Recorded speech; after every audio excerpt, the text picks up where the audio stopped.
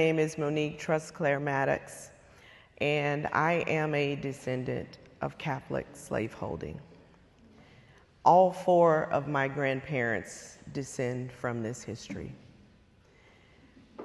In April of 2016, I was leaving Mass at Our Lady of Grace on that Palm Sunday.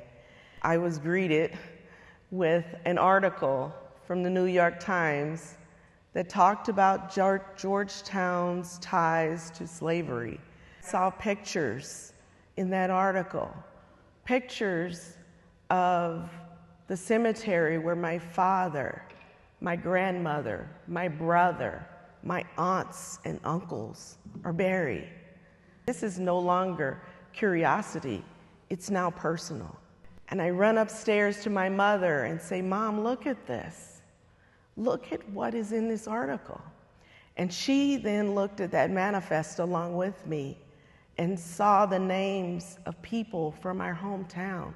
Those surnames were there, but there were also first names. Those records were sent with my family on that slave manifest. And my mother said, "Look at this. Look at what our church has done." Week after week, I went to adoration and prayed about this. How could I look at my priests again? How could I stay in this church?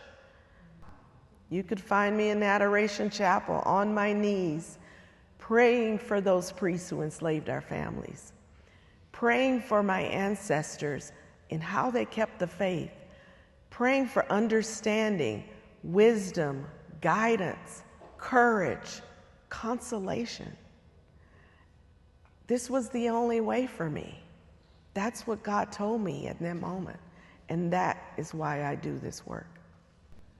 In order to teach this history, you have to acknowledge it, for one, and you have to be able to say, yes, this may be uncomfortable, it may be related to my church, it may be something my family did, my family was a part of, but that's the only way you're going to heal.